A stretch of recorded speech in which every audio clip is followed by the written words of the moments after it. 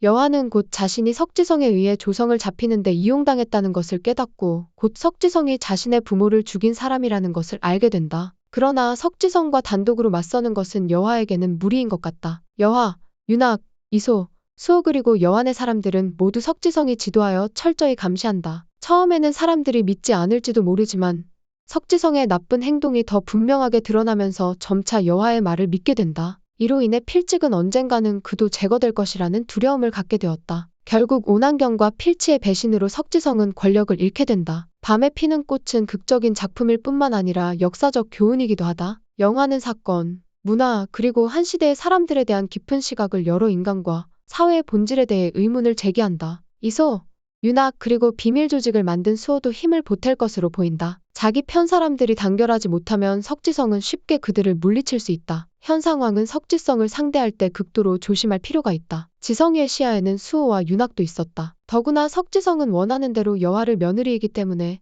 집에 가둬둘 수 있다. 석지성은 인간과 조성우를 손쉽게 제쳤다. 하지만 석지성이 여화를 모르는 비밀이 있다. 여화는 지난 15년 동안 담장을 뛰어넘어 서민들을 도왔다. 여화는 어쩌면 좋은 평판을 이용할지도 모른다. 15년 전 마지막으로 남은 조성우가 바로 여화라는 소식을 전할 계획이다. 이것은 석지성을 함정에 빠뜨릴 것이다. 여화는 매일 밤 벽에다 붙여서 지성의 비밀을 밝힐 것이다. 석지성이 여화를 잡는데 열중하는 동안 비밀이 다시 한번 드러나 마침내 왕의 실타래를 먼저 챙긴다. 이 지표를 증거로 삼아 여화는 전국 관리들에게 도움을 청하고 결국 석지성을 자신의 일행으로부터 떼어놓는다. 석지성을 추종하는 사람들이 사라지면 석지성은 자연스럽게 힘을 잃게 된다. 아니면 오난경, 강필직의 배신을 이용할 수도 있다. 석지성에 대한 오난경의 불확실성은 되돌릴 수 없는 것으로 보인다. 처음에 사람들은 강필직이 오난경을 없애기 위해 석지성의 명령을 실행할 것이라고 생각했다. 하지만 오난경과 강필직의 관계는 생각보다 돈독해 보인다. 오난경은 어머니의 부끄러운 과거에도 왕비 며느리가 되는데 지쳤던 것 같다. 그리고 그녀는 또한 큰 벼슬아치가 되었다. 강필직이 석지성을 따르는 이유는 그가 고귀한 자리를 약속받았기 때문인 것 같다. 장사를 하다 보면 질투심이 금방 높아진다. 처음에는 그들이 석지성의 편에 설 수도 있었지만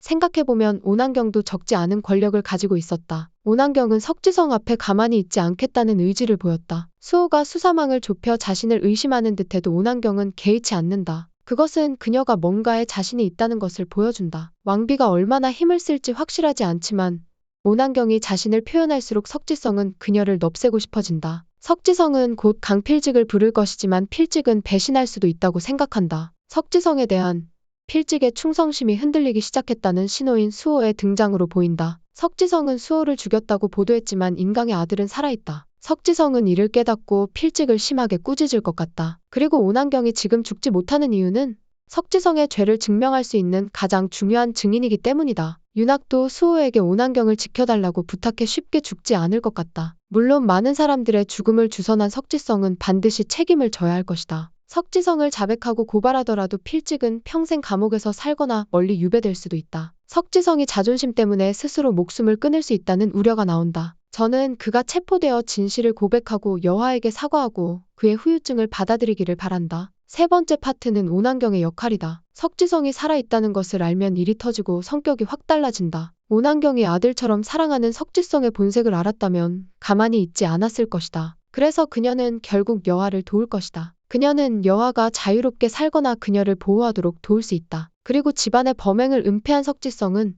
오난경을 지켜준 수호와 윤학에게 이 소식을 전한다. 조선시대에는 딸이 소중하게 여겨졌음에도 불구하고 아들의 생명을 지키려는 어머니가 많았다. 아들을 사랑하고 아끼는 오난경은 석지성을 확실히 지켜줄 것이다. 사부에서는 조성호의 생존을 전제로 그의 귀환이 선홍의 죽음에 대한 진실을 밝히고 석지성의 갱단을 물리친다. 여화와 조성호는 15년 만에 눈물겨운 상봉이 이뤄지며 그동안 만나지 못했던 이유를 설명할 예정이다. 바라건대 많은 관객이 기대했듯이 영화 속 이야기가 이것을 반영할 것이다. 결국 이야기는 선악의 원칙으로 끝나고 여화가 부각되고 15년 전의 비밀이 밝혀지며 석지성 일당이 몰락으로 끝난다. 저는 더 재밌는 리뷰로 돌아올게요. 좋은 의견 있으시면 댓글 달아주시고 구독과 좋아요 부탁드립니다. 구독은 저에게 큰 응원이 됩니다. 오늘도 시청해주셔서 감사합니다.